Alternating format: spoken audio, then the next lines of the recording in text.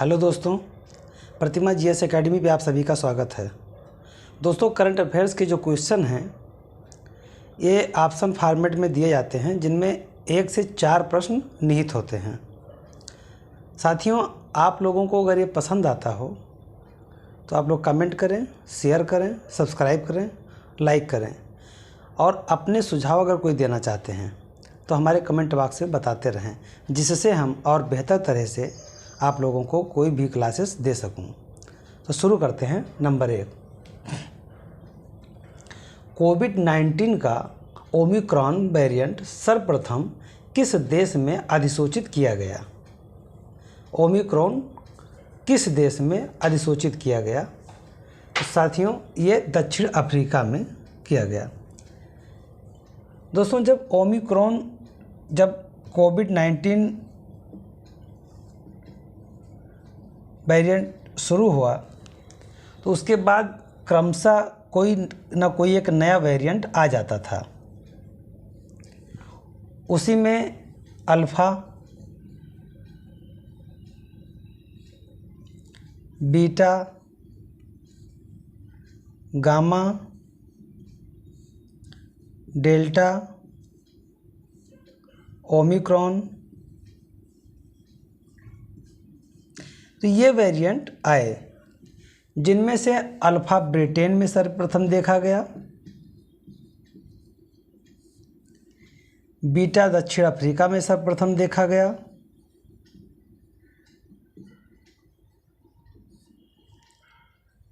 Gamma Brazil में सर्वप्रथम देखा गया,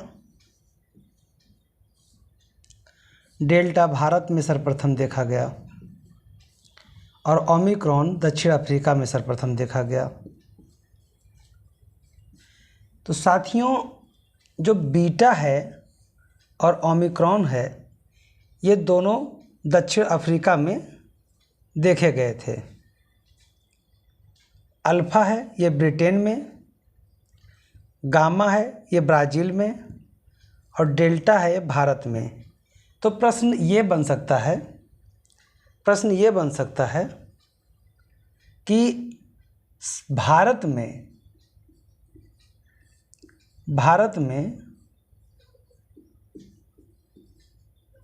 कौन सा वेरिएंट पाया गया? तो डेल्टा पाया गया। साथियों, अगर कोई भी पैंडेमिक होता है और वो तात्कालिक गतिविधियों को प्रभावित करता है, तो उसके पश्चात अगर कोई भी नया वेरिएंट आता है तो पुराने वेरिएंट भी चर्चा में आ जाते हैं। तो तत्कालिक रूप में जो प्रश्न बनता है, हो सकता है कि जो चर्चा में तत्काल में रहा हो वो ना आकर के जो पुराना चर्चा में आ गया हो, उसके वजह से उसे पूछ लिया जाए। तो इसलिए आप लोगों को ये पांचों variant alpha, beta, gamma, delta, Omicron, ये सारे आपको पता होने चाहिए। नंबर 2 क्वेश्चन है, किस राज्य सरकार द्वारा आदिवासी आउटरीच कार्यक्रम किया गया? आदिवासी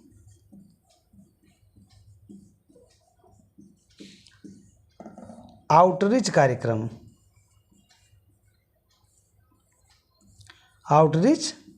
कार्यक्रम किया गया। तो दोस्तों, यह मध्य प्रदेश के द्वारा किया गया है। मध्य प्रदेश के द्वारा इसलिए किया गया क्योंकि आदिवासी की विभिन्न सरकारी सुविधाओं तक पहुंच को सुनिश्चित करते हुए स्वशासन उपलब्ध कराना है। यानी कि जो एसटी हैं, जो आदिवासी समुदाय है, वो जो सरकारी योजनाओं का लाभ नहीं उठा पा रहे हैं, तो एक ऐसा कार्यक्रम चलाया गया मध्य प्रदेश सरकार के द्वारा कि उनको जागरूक किया जाए और जिससे कि वे ज़्यादा से ज़्यादा सरकारी लाभों का उठा सकें और आगे बढ़ सकें, देश के योगदान में अपना सहयोग दे सकें। अगला क्वेश्चन है question number 3, Kanpur metro rail परियोजना की कुल लंबाई कितनी है? कानपुर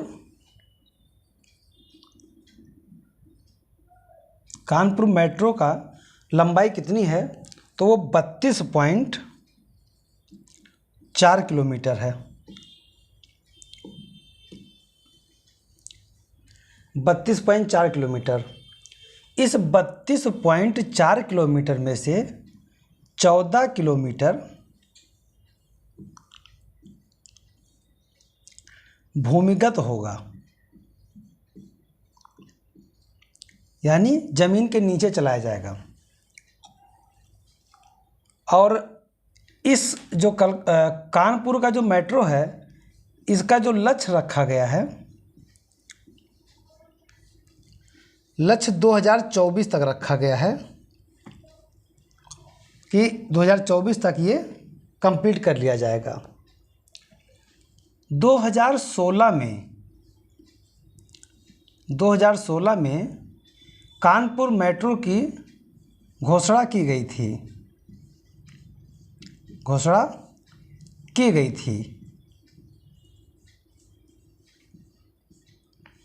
जिसकी शुरुआत हुआ 2019 में इसकी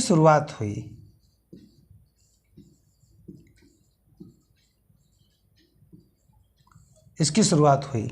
अब देखिए दोस्तों, जो कानपुर मेट्रो है इसकी टोटल लंबाई 32.4 किलोमीटर है, जिनमें से 14 किलोमीटर भूमिगत चलेगी और बाकी ज़मीन के ऊपर चलेगी।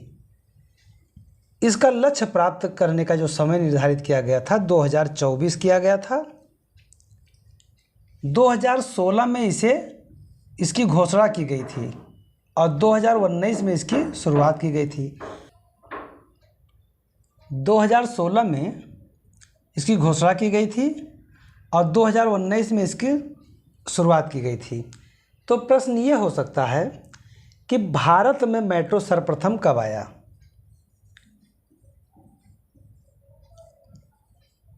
भारत में मेट्रो सर्वप्रथम कब आया?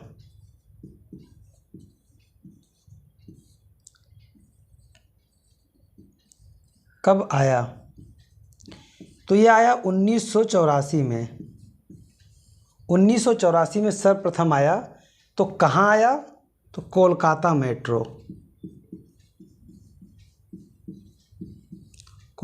मेट्रो। यानी सर्वप्रथम कलकत्ता में मेट्रो बना था 1984 में। उसके बाद भारत के अन्य कोने में मेट्रो लाया गया। तो साथियों, ये बहुत ही इम्पोर्टेंट है। 4-5 क्वेश्चन यहाँ से बनेंगे। अगला क्वेश्चन है, किस मंत्रालय द्वारा भारत गौरव योजना की घोषणा किया गया? साथियों, रेलवे ने पर्यटन सर्किट बनाने के लिए इस योजना का प्रारंभ किया था कि हमारे देश के जो पर्यटक हैं, अलग अलग तीर्थ स्थानों से अगर रेलवे के नेटवर्क को जोड़ दिया जाए तो हमारे देश की अर्थव्यवस्था भी बेहतर होगी और पर्यटकों को भी सुविधा प्राप्त होगा। तो पर्यटकों को भी सुविधा प्राप्त करने के लिए उनकी सुविधाओं को ध्यान में रखते हुए रेलवे मंत्रालय ने भारत गौरव योजना शुरू किया। तो किसने शुरू किया? रेलवे ने, यानी रेल मंत्रालय ने भारत गौरव योजना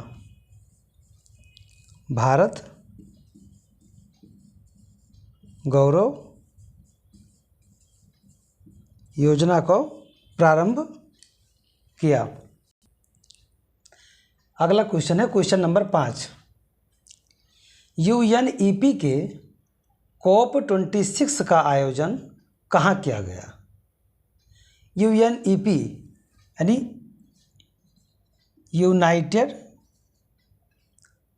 यूनाइटेड नेशन इन्वायरमेंट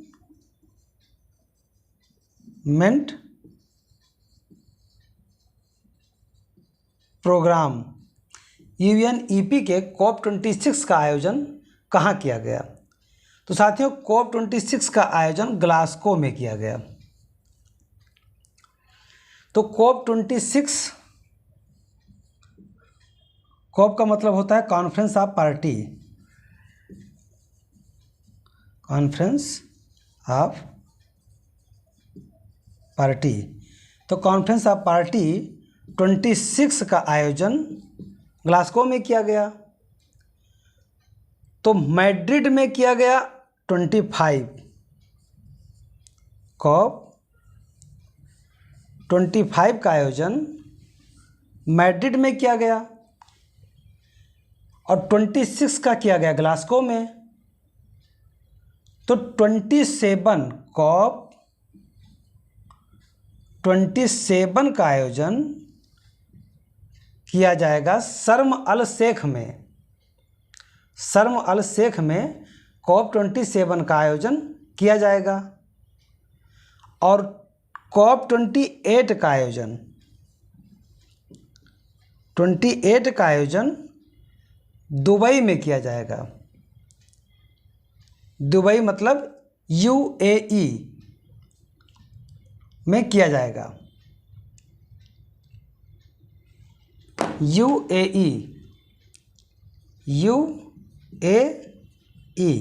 UAE में किया जाएगा। तो साथियों कॉप 26 सम्मेलन जो यूनाइटेड नेशन एनवायरनमेंट प्रोग्राम है, जब ये कॉप 20 कॉन्फ्रेंस ऑफ पार्टी का आयोजन करता है तो इसमें से 25, 26, 27, 28 यानी 25 हो चुका है, 26 भी हो चुका है, 27 शर्म अल शेख में होगा और 28 UAE में होगा। अगला क्वेश्चन है, उत्तर प्रदेश के पहले वायु प्रदूषण नियंत्रण टावर का उद्घाटन किस स्थान पे किया जाएगा? तो मैं पहले आपको ये बता दूं कि वायु प्रदूषण टावर होता क्या है। वायु प्रदूषण नियंत्रण टावर ये इस तरह से होता है कि एक आधार पे से बनेगा ऊपर, तो इसमें ऐसे लगे होते हैं जाली टाइप का। तो जितने गंदा प्रदूषण है, प्रदूषित वायु है, उसको खींच लेगा और खींच करके उस एनवायरनमेंट से फिर अंदर फिल्टर करके फिर स्वच्छ हवा ऊपर भेज देगा और जितने कचरा हैं वो सब हैं वो रुक जाएंगे। तो यही वायु प्रदूषण नियंत्रण टावर है। तो उत्तर प्रदेश के पहले वायु प्रदूषण नियंत्रण टावर नोएडा में लगाया गया है। कहाँ लगाया गया है? नोएडा में लगाया गया है। क्वेश्चन नंबर 7, केंद्र सरकार ने पूर्वोत्तर राज्यों में अपस्पा के क्षेत्रों में कमी की है, उनमें शामिल राज्य नहीं हैं, यानी पूर्वोत्तर के राज्य। पूर्वोत्तर में हमने बताया था आप लोगों को कि 7 सिस्टर्स आते हैं।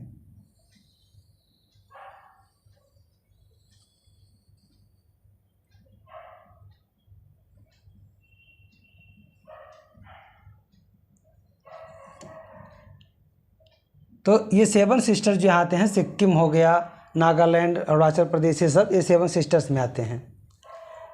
तो इनमें से मेघालय नहीं शामिल है, तो इसमें मेघालय नहीं शामिल है।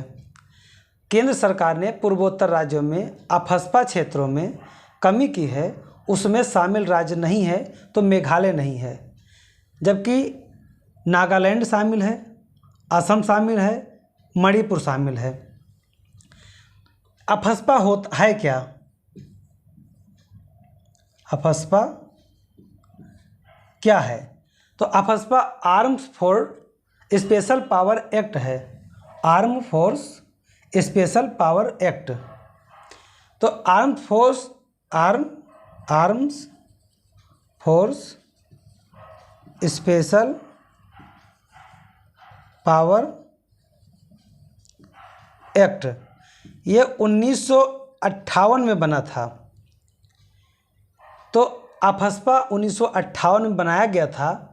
ये फौजी को यानी कि सेना को अधिक शक्तियां देता है और कुछ स्पेशल शक्ति देता है,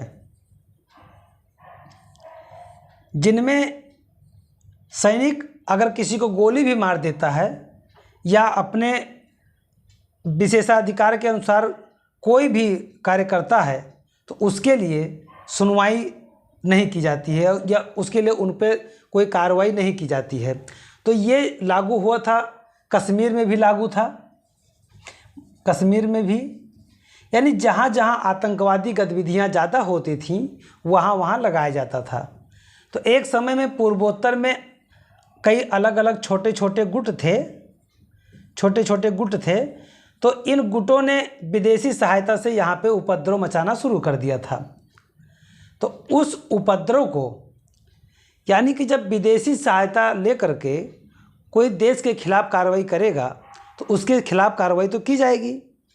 तो इसी के रूप में अफस्पा अधिनियम 1958 लाया गया था और वो स्पेशल पावर के तहत वहाँ पे सेनाएं कार्य करती थी, जिसको लेकर के हाल ही में केंद्र सरकार ने निर्णय लिया था। उसमें मेघालय को छोड़ दिया जाए तो नागालैंड, असम, मणिपुर इसमें सब में शामिल थे। क्वेश्चन नंबर 8, वन्यजीव कार्य योजना 2021 से 30,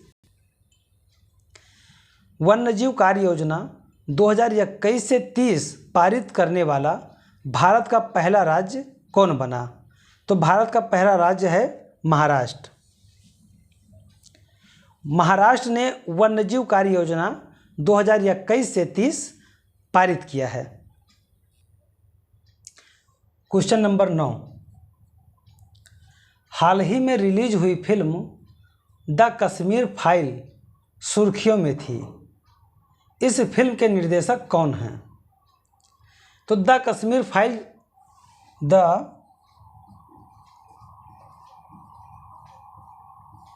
फाइल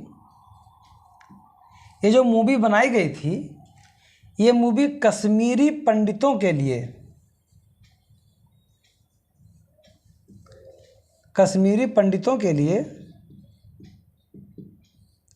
बनाई गई थी, जो जम्मू कश्मीर से निकाल दिए गए थे। तो इसके जो निर्देशक हैं वो हैं विवेक अग्निहोत्री। कौन है? विवेक अग्निहोत्री। इन्होंने द कश्मीर फाइल को बनाया है। क्वेश्चन नंबर 10 और अंतिम क्वेश्चन, हाल ही में सेबी की पहली महिला चेयरपर्सन किसे नियुक्त किया गया है? सेबी की पहली महिला chairperson, security exchange board of India का चेयरपर्सन किसे बनाया गया है? तो ये माधवी पुरी बुच हैं। माधवी पुरी बुच को सेबी का चेयरपर्सन बनाया गया है, जो ये भारत की पहली महिला हैं, जो एक महिला हैं कि सेबी की पहली चेयरपर्सन बनाई गई हैं। दोस्तों, आप सभी लोगों से निवेदन है कि ज़्यादा से ज़्यादा लोगों को शेयर कीजिए, जिससे हमें एक प्रोत्साहन प्राप्त हो और हम बहुत अच्छी सी क्लासेस आपके लिए ला सकूं। जय हिंद, जय भारत, धन्यवाद।